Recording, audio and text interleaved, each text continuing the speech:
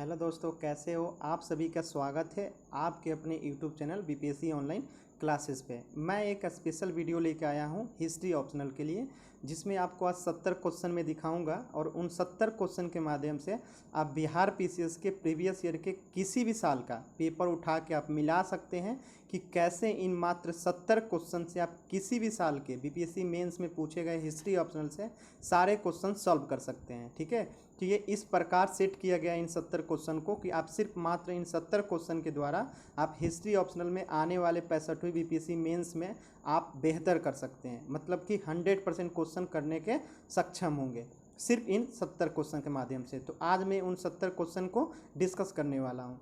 तो इसके model answer के लिए आप हमारे व्हाट्सएप ग्रुप से जुड़ सकते हैं, जिसका लिंक मैं डिस्क्रिप्शन में दे दूंगा। जिन्होंने भी चैनल को अभी तक सब्सक्राइब नहीं किया है तो प्लीज़ जल्दी से पहले चैनल को सब्सक्राइब कर लें, फिर हम लेसन शुरू करते हैं। चलिए आज का लेसन शुरू करते हैं। तो चलिए शुरू करते हैं आज का लेसन। देख लीजिए, ठीक है। आज मैं 70 क्वेश्चन डिस्कस करने वाला हूं, जो आप किसी भी, ये टोटल 70 क्वेश्चन है, आप लोग देख सकते हैं। ठीक है, ये टोटल 70 क्वेश्चन है, आप लोग देख लीजिए। 69 क्वेश्चन है टोटल। ठीक है, आप बीपीएससी के किसी भी साल में, ठीक है, आप बीपीएससी के किसी भी साल में आप किसी भी ईयर का पेपर उठा लीजिएगा, आप पाएंगे कि इन मात्र 70 क्वेश्चन से आप किसी भी ईयर के बीपीएससी के हिस्ट्री ऑप्शनल के टोटल क्वेश्चन को सॉल्व करने में सक्षम होंगे, मात्र इन 70 क्वेश्चन से। ये मेरा गारंटी है। आप इन 70 क्वेश्चन को एक बार ध्यान से करके देखिए, जिसमें आज हम पहला क्वेश्चन देख रहे हैं।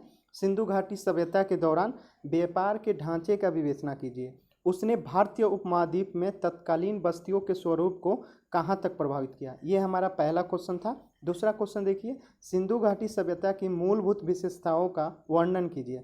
महत्वपूर्ण स्थानों के नाम बतलाइए जहाँ से इस सभ्यता के अवशेष प्राप्त हुए हैं। सभ्यता के अंत होने के कारणों का परीक्षण कीजिए। ये हमारा दूसरा क्वेश्चन था। ठीक है, अब हम तीसरा क्वेश्चन देखेंगे। हड़प्पन नगरों में जल प्रबंधन तथा उसकी संरक्षण योजना की विवेचना कीजिए। ये हमारा तीसरा क्वेश्चन था। अब हम चौथा क्वेश्चन देखते हैं। हड़प्पा सभ्यता तथा पूर्व वैदिक संस्कृति के लोगों के आर्थिक, सामाजिक तथा धार्मिक जीवन की तुलना कीजिए तथा सिंधु तथा पूर्व वैदिक संस्कृतियों के सापेक्ष कालक्रम की विवेचना कीजिए। ये चौथा प्रश्न है। पांचवा प्रश्न देखिए, वैदिक ग्रंथों में वर्णित भौगोलिक विस्तार लिखिए तथा वैदिक युग की सामाजिक स्थिति का वर्णन कीजिए। क्या वे समुद्र से परिचित थे? छठवां क्वेश्चन देखिए, वैदिक साहित्य पे लघु लेख लिखिए। ये छठा क्वेश्चन था। सातवां क्वेश्चन देखिए, वैदिक धर्म के सम्यक बोध के विभिन्न उपगमों का मूल्यांकन कीजिए। ये सातवां क्वेश्चन था। आठवां क्वेश्चन देखिए, वैदिक युग के राजनीतिक संगठन तथा प्रमुख धार्मिक विचारों और कर्म कांड का विवेचना कीजिए। ये आठवां क्वेश्चन था। नौवां क्वेश्चन देखिए, परवर्ती वैदिक लोगों के सामाजिक जीवन का वर्णन कीजिए। ये जीवन ऋग्वैदिक जीवन से किन बातों से भिन्न था। ये हमारा नौवां क्वेश्चन था। ठीक है, आगे देखिए। 10वां क्वेश्चन, सामाजिक संस्थानों एवं धर्म के क्षेत्र में वैदिक संस्कृति के योगदान की परीक्षण कीजिए। ठीक है, क्या इस विषय में शैव एवं वैदिक संस्कृतियों के बीच कोई निरंतरता थी? 11वां क्वेश्चन देखिए, 6वीं शताब्दी बीसी में धर्म विरोधी संप्रदायों के उदय के क्या कारण थे? टिप्पणी करें। ये हमारा 11वां क्वेश्चन था। 12वां क्वेश्चन देखिए, मौर्य काल में प्रशासन, सामाजिक आर्थिक दशा और धार्मिक जीवन के लिए स्रोतों के रूप में अर्थशास्त्र, इंडिका और अशोक के अभिलेखों के तुलनात्मक गुणों की विवेचना कीजिए। ठीक है। 13वां क्वेश्चन देखिए, आर्थिक क्रियाकलापों के विनियमन और नियंत्रण की मौर्य नीति पे लघु लेख लिखिए। 14वां क्वेश्चन देखिए, मौर्य प्रशासन के विशिष्ट तत्वों का निरूपण कीजिए। क्या मौर्य राज्य लोक कल्याणकारी राज्य था? 15वां क्वेश्चन देखिए, भारतीय इतिहास में अशोक के महत्व का मूल्यांकन कीजिए। ये 15वां क्वेश्चन है।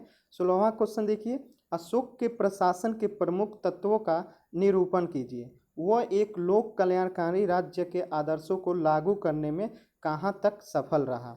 17वां क्वेश्चन देखिए, गांधार कला की उत्पत्ति, कालक्रम, विशेषताएं और भौगोलिक फैलाव पे लघु लेख लिखिए।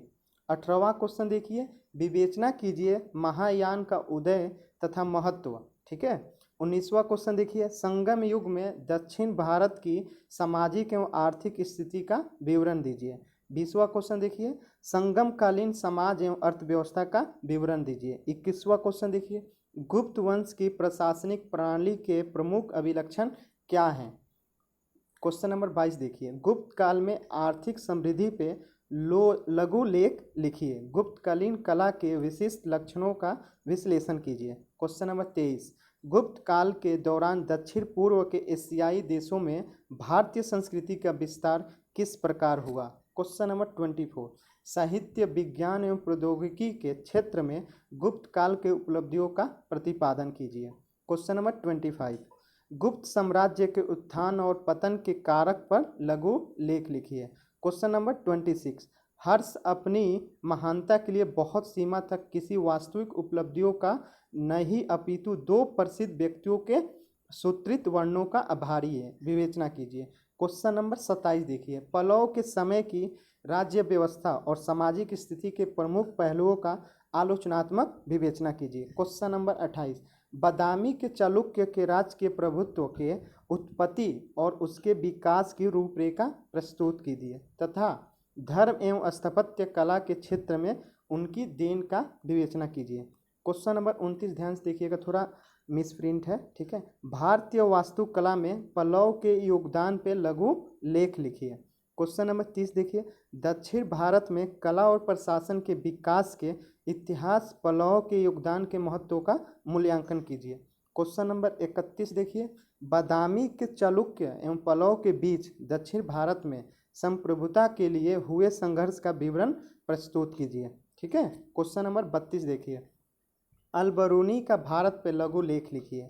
क्वेश्चन नंबर 33 देखिए, दक्षिण भारत की संस्कृति में पल्लव के योगदान का विवरण प्रस्तुत कीजिए। क्वेश्चन नंबर 34 देखिए, प्राचीन भारत में वैज्ञानिक प्रौद्योगिकी विकास का वर्णन कीजिए। क्वेश्चन नंबर 35 देखिए, लगभग 750 एडी मतलब ईसा पूर्व के बाद तक भारत में हुए वैज्ञानिक एवं तकनीकी विकास क्रम का निरूपण कीजिए। क्वेश्चन नंबर 36 देखिए, प्राचीन भारतीयों की विभिन्न हस्तशिल्पों, विज्ञान एवं गणित में निपुणता का परीक्षण कीजिए। क्वेश्चन नंबर 37 देखिए, राजपूतों की राज व्यवस्था और सामाजिक संरचना के प्रमुख लक्षणों को स्पष्ट कीजिए। विदेशी आक्रमणकारियों के विरुद्ध राजपूत प्रतिरोध के दुर्बलता के लिए वे किस सीमा तक उत्तरदायी थे। क्वेश्चन नंबर 38 देखिए, दक्षिण भारत के इतिहास में चोलों के महत्व का मूल्यांकन कीजिए। क्वेश्चन नंबर 39 देखिए, स्थानीय स्वास्थ्य शासन के विशेष संदर्भ में चोल प्रशासन का वर्णन कीजिए। क्वेश्चन नंबर 39, क्या आप इस विचार से सहमत हैं कि लगभग 750 एवं 1200 ईसा पूर्व के बाद के बीच दक्षिण भारतीय मंदिरों के स्थापत्य का रूप विधान एवं वर्ण्य विषय विशिष्ट आर्थिक एवं राजनीतिक पृष्ठभूमि की उपज थी। क्वेश्चन नंबर 40 देखिए, शंकराचार्य के दार्शनिक सिद्धांतों का संक्षिप्त विवरण प्रस्तुत कीजिए। क्वेश्चन नंबर 41, अलाउद्दीन खिलजी के प्रशासन के मुख्य लक्षणों पर प्रकाश डालिए। क्वेश्चन नंबर 42, अलाउद्दीन खिलजी के आर्थिक विनियमनों के उसके साम्राज्यवाद के लिए सार्थकता टिप्पणी कीजिए। क्वेश्चन नंबर 43, फिरोज शाह तुगलक की धार्मिक नीति एवं उसके सार्वजनिक निर्माण कार्यों के विशेष संदर्भ में उसके व्यक्तित्व का मूल्यांकन कीजिए। क्वेश्चन नंबर 44, अलाउद्दीन खिलजी के शासन काल में प्रशासनिक एवं आर्थिक नियंत्रणों का महत्व बताइए, उनका निहितार्थ क्या था। क्वेश्चन नंबर 45, सल्तनत कालीन स्थापत्य कला की प्रमुख विशेषताओं का विवरण दीजिए। क्वेश्चन नंबर 46, दिल्ली सल्तनत की धार्मिक नीति ने किस प्रकार राजनीतिक सुदृढ़ता को प्रभावित किया। क्वेश्चन नंबर 47, विजयनगर राज्य के उद्गम का विवेचना कीजिए। विजयनगर राज्य की कृषि तथा सिंचाई व्यवस्था की समीक्षा कीजिए। क्वेश्चन नंबर 48, विजयनगर साम्राज्य की राज व्यवस्था का आलोचनात्मक विवरण दीजिए। क्वेश्चन नंबर 49, अकबर की धार्मिक नीति का आलोचनात्मक विवरण प्रस्तुत कीजिए। क्वेश्चन नंबर 50, अकबर के मनसबदारी प्रथा और भू राजस्व शासन संबंध की व्याख्या कीजिए। क्वेश्चन नंबर 51, मुगल की राजपूत नीति पर एक निबंध लिखिए। क्वेश्चन नंबर 52, शिवाजी की शासन प्रणाली की प्रमुख विशेषताओं का उल्लेख कीजिए। क्वेश्चन नंबर 53, मुगलों की धार्मिक नीति का विवेचना कीजिए। क्वेश्चन नंबर 54, शिक्षा और साहित्य के विकास में मुगलों का योगदान क्या था। क्वेश्चन नंबर 55, मुगल चित्रकला समकालीन सामाजिक राजनीतिक परिस्थितियों को दर्शाती है, विवेचना कीजिए। क्वेश्चन नंबर 56, समकालीन विश्व की अन्य सभ्यताओं की तुलना में मुगलकालीन भारत के प्रौद्योगिकी क्षेत्र में पिछड़ेपन के कारणों का परीक्षण कीजिए। भारत में अंग्रेजों की भू राजस्व नीति को रूप प्रदान करने वाले प्रमुख कारकों का परीक्षण कीजिए। उसका भारतीय समाज पर किस प्रकार प्रभाव था। क्वेश्चन नंबर 58, 19वीं शताब्दी के उत्तरार्ध में भारत में ब्रिटिश आर्थिक नीति की मुख्य विशेषताओं का परीक्षण कीजिए तथा भारत में आधुनिक उद्योगों के सीमित विकास के कारण बताइए। क्वेश्चन नंबर 59, प्राच्यता ओरिएंटलिज्म ने औपनिवेशिक राज्य की आवश्यकताओं की पूर्ति करने के लिए भूतकाल के ज्ञान का सृजन किया था, विस्तार पूर्वक स्पष्ट कीजिए। क्वेश्चन नंबर 60, 19वीं शताब्दी के सामाजिक धार्मिक सुधार आंदोलनों के स्वरूप एवं महत्व की विवेचना कीजिए। क्वेश्चन नंबर 61, 19वीं सदी के सुधार आंदोलनों ने हिंदू स्त्रियों की दशा में सुधार किए, इस कथन का आलोचनात्मक परीक्षण कीजिए। क्वेश्चन नंबर 62, जनजातीय एवं कृषक विद्रोहों ने 1857 के विद्रोहों की आधारशिला रखी, टिप्पणी कीजिए। क्वेश्चन नंबर 63, 1857 के विद्रोह के कारणों की विस्तृत विवेचना कीजिए, इसकी असफलता के कारण बताइए तथा इसकी प्रकृति एवं स्वरूप को समझाइए।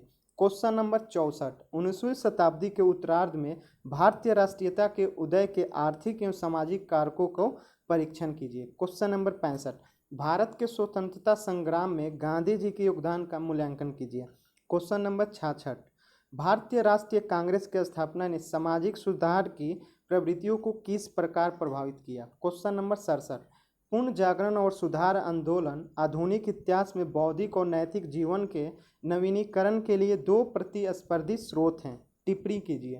क्वेश्चन नंबर 68, 17वीं शताब्दी में वाणिज्यवाद की प्रगति का आलोचनात्मक परिचय दीजिए, उसकी प्रमुख विशेषताओं की विवेचना कीजिए। ये अंतिम क्वेश्चन है। 1949 की चीनी क्रांति के कारणों और परिणामों का समालोचनात्मक विश्लेषण कीजिए।